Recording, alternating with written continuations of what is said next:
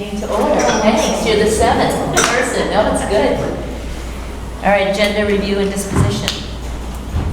Just under other business, I have somebody interested in the vacant position for Ashland. Great, privilege of the floor, we have that. Approval of the minutes, do you want to do a June 15th and July 20th together? Does anyone have any corrections or did not see any? I'll make a motion to approve the minutes of June 15th and July 20th. Seconded by Ernie. All those in favor? Aye. Opposed? Abstaining? Abstain. Peter abstaining. Thank you. Principal report. Principal's report. Well, we were up and running with all the football camp, field hockey, and, volleyball. It's nice to have the kids back. It's all after around 5 o'clock too that they're gone. We just came back from retreat last week, 3 days with all the principals in the district. Then we had the last 2 days with the high school with the superintendent, 2 assistant superintendents. That went well. I do have a teacher workshop. It's the teachers who signed up, Dan Venables, and it's next week. I think Tuesday, Wednesday, and Thursday. The following week is the teacher in service. First day for the teacher in service is on the 24th, 25, 26. Yeah. I count. Yeah. 24 is a Tuesday. They'll have meetings with me all day. 25, Tyler opens up with the SAU. Freshman orientation starts that day, 11 o'clock. I sent all the paperwork. Everything was electronic. The only thing we had to mail this year was the free and reduced information, which was pretty good. I did get about 8 or 9 parents that contacted me directly that the stuff didn't work, whatever. Charlie Cat got right on it and took care of whatever they needed. And then Thursday, the teachers will have a full day of the room preparation, and we open on the 30th. The building, kudos to John, Amy, and to Todd. They've done a remarkable job. Kyla will have a nomination for you, so we'll have a full custodial staff of 10 of us. We also have a nomination for you for the phys ed, which I wasn't worried about, but I know other schools are having trouble filling their full staff. We have a full staff and ready to go. So I'm anticipating about 640, 650 kids, somewhere in that range. But I'll get back to you on the opening day. Thank you. Great, thank you. Discussion items, COVID, update, review, updated plan, Kyla. So, at the last meeting we had, you approved a plan that would basically give me the authority to make changes as needed per New Hampshire Department of Health. There's been a lot of obvious changes from June until now, so I just wanted to give you a quick update on where the Department of Health is as of today. Mind you, we have a call tomorrow, which I do expect.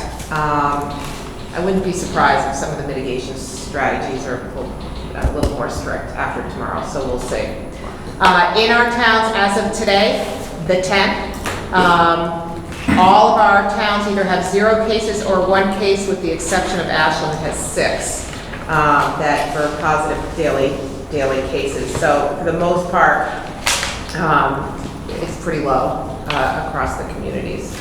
But there's a lot of information coming, so it'll be interesting to see what the Department of Health says tomorrow. But as of today, masks are optional in all settings, so that's something that we discussed at the last board meeting. So both outdoors and indoors, physical distancing, we're still looking around 3 feet in the classrooms, but that we are going to continue to be in groups, so it's not going to be cohorted. We never did cohorts anyways, so we're going to still try for 3 feet when we can. There's no specific COVID daily screening that needs to happen. Again, we didn't put that into place to begin with. It was up to the parents to screen the kids. We're back to our original sick policies. If you're sick, stay home. Basically, if you have a fever, it's 24 hours without medication, so it's back to that. So students don't have to go out for 10 days unless that changes, of course, tomorrow. Ventilation in schools, this building is in great shape, as you know. We've upgraded a ton, and we were able to open full-time last year, so that's not a worry. Continued hand washing, respiratory etiquette. Contact tracing is a big change. Last year, with every positive case, we had to identify, first at the beginning of the school year, it was anybody within 6 feet had to stay home.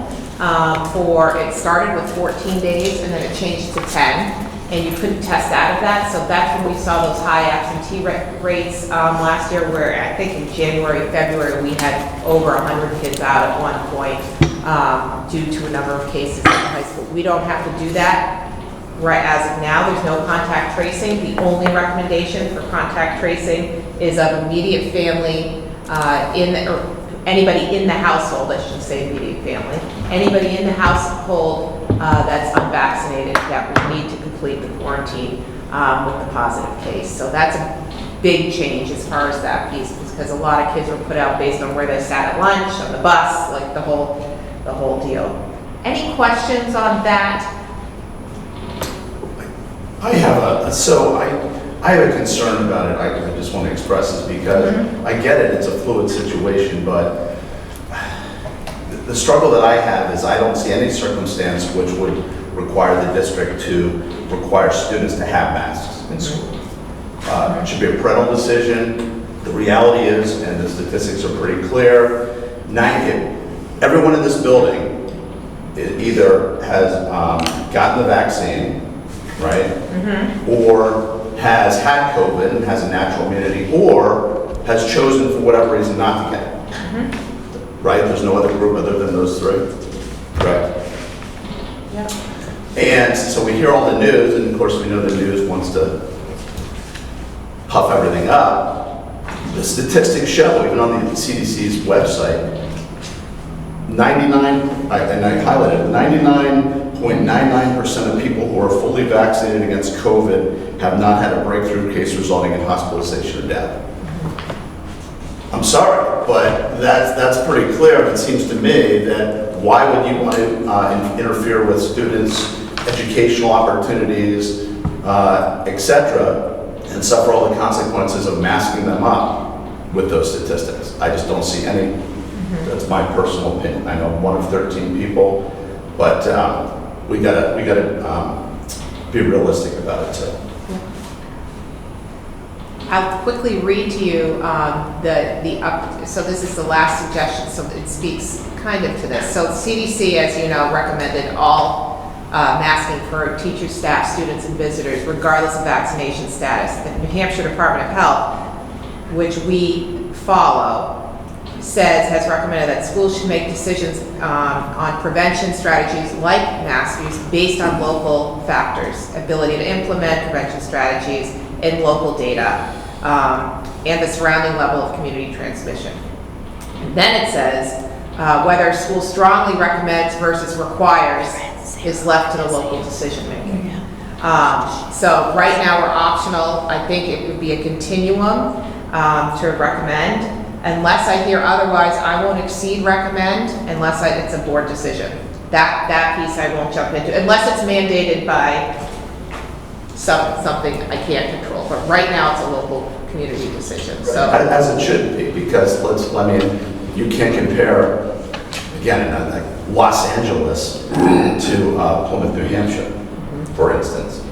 Nor can you compare Manchester probably to so I agree with the local one. I agree that it is our decision as a board and as administration what to do. I'm putting forth what my position is with these numbers in this situation. When you weigh cost and benefits, I can't see any situation when everyone in this building has the opportunity, what their family does, to get vaccinated. And look, all of life involves risk, right? And so we all make the best decisions for ourselves and our families, but the rest of the people, shouldn't be given an extra burden under certain circumstances. So that's the position I'm going to take. Yes, Bernie. Sort of the opposite side of that coin.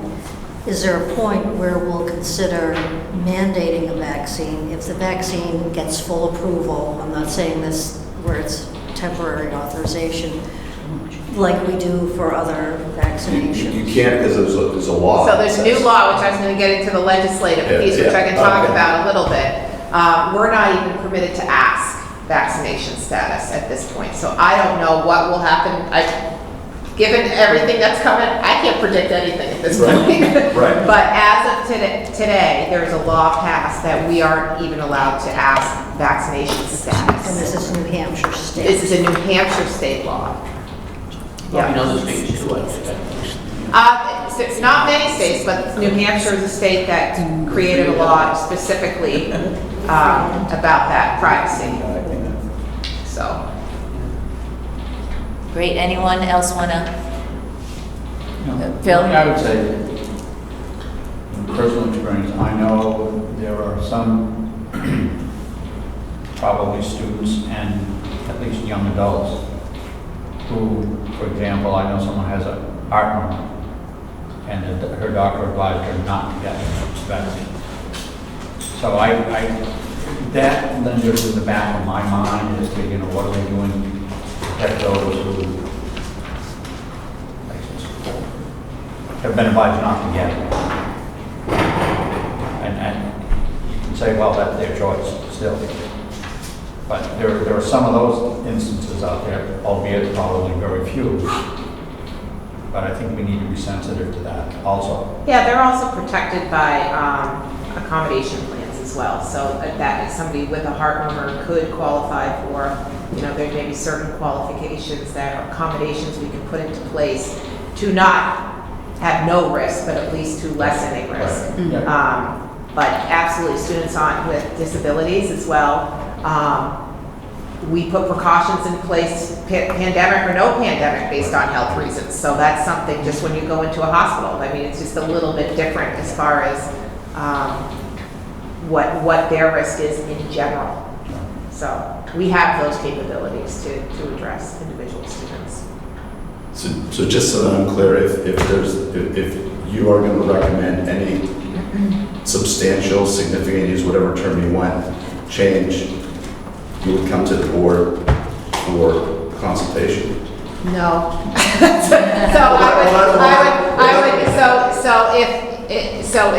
So I'm following Department of Health, New Hampshire Department of Health, not CDC, not the American Academy of Pediatrics, but things change so quickly that I would like the authorization to move from, optional to, and it's not just about masking or anything like that, just to make that call with our community. But I am not going to go to the requirement status without consultation with the board. I will stay within the optional to recommends.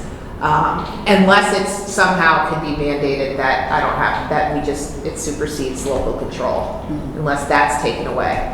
That's the only time that I would do that. Same with closures at this point. I mean, I'm only going to shift to remote if Department of Health tells me I have to shift to remote. Which in almost all cases last year, they said to stay open. So, and we had some cases that we decided to shift to remote when it just got a little too much. Right.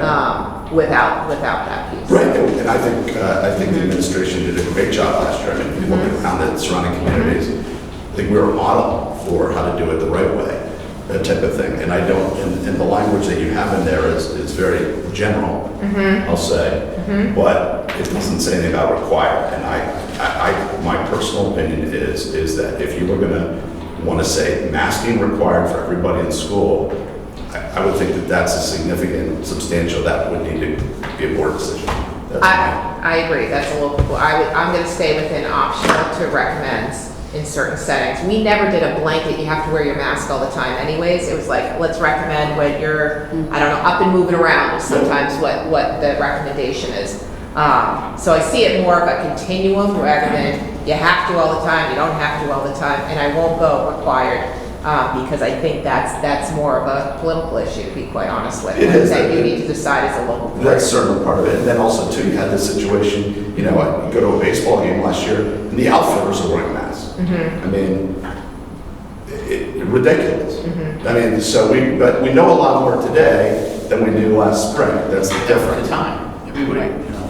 Yeah, I'm just saying, we have a lot of knowledge we gained over the last year. And we used Department of Health data last year. We consulted with them almost every day. And it was based on our local data, not, so if you looked at Grafton County right now, it's in substantial transmission, yeah. right? But if you look at where we're at, it's not, like, within our community. So I want to be clear, I don't base it on, I know it says substantial, and it's low because that's where it is right now. Now, I don't know if the college comes back, ticks up, or is it in-school transmission, what is it? So there's different scenarios as well. Like in Berlin, I saw went up to 43, and a lot of that is from prison. So you could just, if you have a facility like that, or like Plymouth State, where something can, I don't know, but you have big places like that, something can happen where the numbers tick up pretty quickly. Grafton's always been the three neighborhoods, Andover, Littleton, and Plymouth. Yeah. And if Dartmouth College ramps up, it makes it look like Grafton County's ramped up, and it's not necessarily the case, or Littleton, or even Plymouth. It's always been. So we've always based our decisions on our towns and communities, so I just want to be clear with that piece, because sometimes they'll say, it's not low, it says substantial. I understand that, but. Okay, thank you. Okay, Is that clear? Is that, yeah. all right, and I'm going to communicate as frequently as possible, if anything changes out on video, out in writing, just to make sure, so. All right, that's it. Okay, legislative updates, was that pretty much what we? So, yeah, that's pretty much it, legislative updates.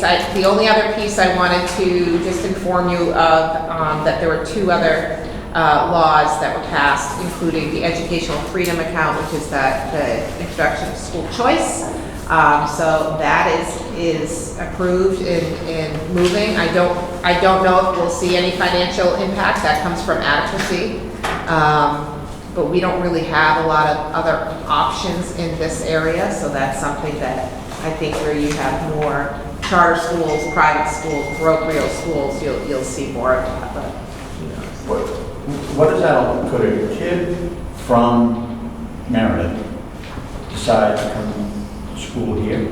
Yeah, and so they take the adequacy, which is only around 4,000, I would say. I mean, speaking kind of off the Can top. the school, the receiving school, say no? So you still follow your tuition policy, and my understanding is that they would pay the difference. So you still charge cost per pupil, which is closer to 20,000 Right. than before, but they can Okay. take that with them, is my Okay. understanding. We don't have anything to do at the SAU office with the financial piece. It's just done at the department.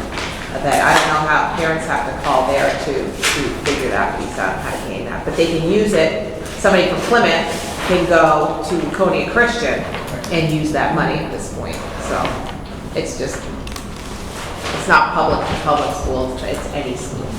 So that's that piece. The other piece is, there was a law passed around divisive topics, kind of under the umbrella of critical race theory, and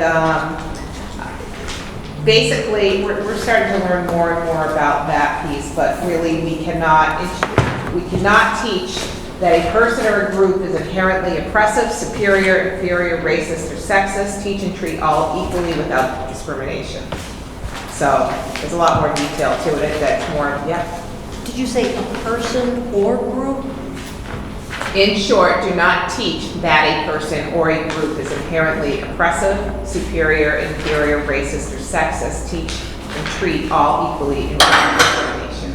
So, say you're talking about Libya and you're talking about a dictator. You just can't say they're inherently oppressive, but you can say that their dictatorship was oppressive. You can't say that they, I just want to understand what It's pretty vague, honestly. I think where this was hitting a little bit, and you can see on the Department of Ed page about it, is that one of the high schools offered a course around white privilege. You cannot offer a course around white privilege. So that's one of the pieces it's addressing. As far as every specific example, I do have to, we're still getting advisories from that. We talked a little bit about that from the retreat. but it's something that is tied to teacher certification. So if it happens, it may not be brought to us, it goes right to the Department of Ed. So it's just something to be aware of. So it just seems like that word inherently, it has to have a very strong definition, I guess, because. And I think there's many different opinions about this and perceptions and, I you think know. they define inherently in the, Yeah. they do I don't know if I actually have have it a with little me. on the bottom of it that defines inherently.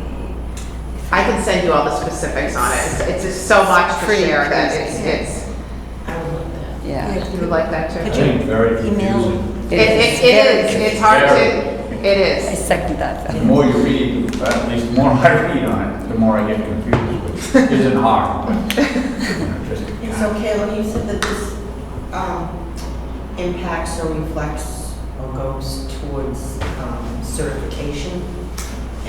Yeah, so. What do you mean by that? So it says, can an educator's credential be disciplined for teaching these prohibitive subjects? Yes.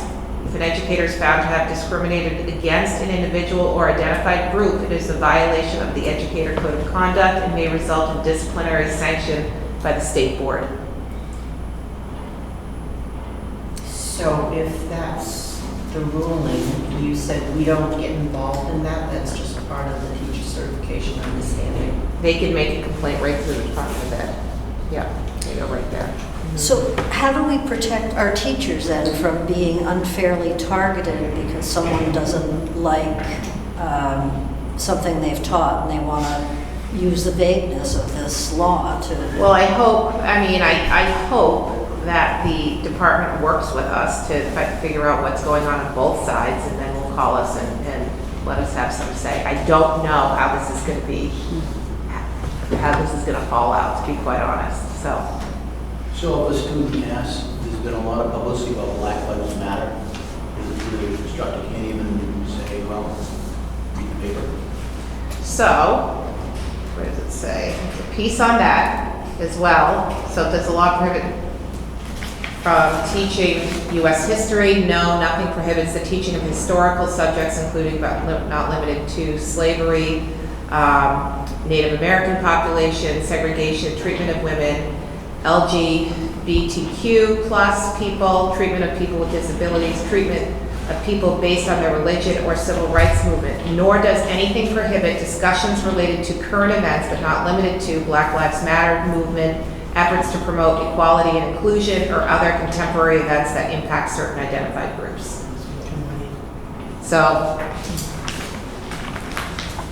our teachers have been or will be informed? oh yeah, they have to, yeah. I'm sure many of them have seen it already, but we just went over it. I mean, it came out pretty late as far as this advisory that we just got, and we'll be just letting the teachers know the legislative updates too, but you should know as that's pretty good too. And then the only other piece I had is that you can't ask vaccine status, so that's something. So therefore, we can't require either, or ask. But we could take the temperature when they come in, that became necessary. You could do a screening if you wanted to. Yeah, we've never done a screening. No, I don't, but It's hard to keep up. But if anybody has any questions ever, just give me a call. I'd be happy to answer, or at least find an answer for you. Any questions on that piece? I'm good. Okay, go. You want to know what's going on over here. Okay, board member concerns, I think we just did all that. Oh, the other was the other business. Do you want me to bring that up as far as the interest in the board? Yes, sure. So Yes, we got, 11, Bruce yes. received an email, interested in the vacant Ashland position. I'm interested in filling the vacant Ashland position on the school board. I've been an Ashland resident for the last 20 years. Paul Pisano, Ashland resident. Okay. So All right, you so, can consider that now, or, and it basically you would appoint him to fill the remainder of Kathy Hahn's seat. and then run. And then you'd have to run, She's- so Yeah, there's- I think she's on her last year, I believe, so they'd run in March, I think. Yeah, that would be That's how the, Kathleen and I left it. She is. with this year? Yeah, she's up. Yeah. Okay. Do you want a motion? Yes, I can't make that, but I would entertain it. I'll make the motion that we make that appointment to fill the remainder of Kathy's seat. Second by Bill. All those in favor? Opposed, abstaining? Welcome aboard. Welcome aboard. Okay, board member concerns, privilege of the floor, Sarah, did you? Yes, now I have a comment. Thank you for your thoughts on masks. As a parent, I have some thoughts on masks too. A lot of my comfort level with sending my kids to school last year was based around the school and the SAU's very open and transparent communication around what they were doing for mitigation strategies, and a lot of that had to do with masking.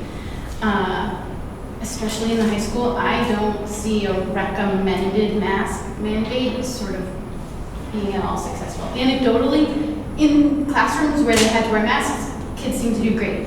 When they were moving about in the building, teachers were great about saying, put your mask up, put your mask up, put your mask up, and kids would do this, and then do this as soon as the teacher walked by, and then put it up, and put it down. So it wasn't, I mean, if you're talking about effectiveness of masks while kids are moving around, it didn't seem all that effective.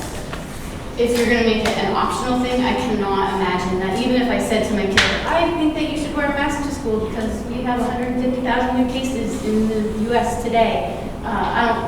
He might bring it with him, but I cannot see him actually wearing it in the school if it was optional because most kids won't. So, from my perspective, if we get to a place where it's actually a recommendation for our area from the New Hampshire Department of Health, I would really love the board to consider making it required because I don't think optional will be at all successful. So, that's my thought as a Okay, parent. thanks, guys. Sarah. Thank you. All right, motion to go into non-public for personnel made by Barney, seconded by Christie. I'll do roll call. Barney.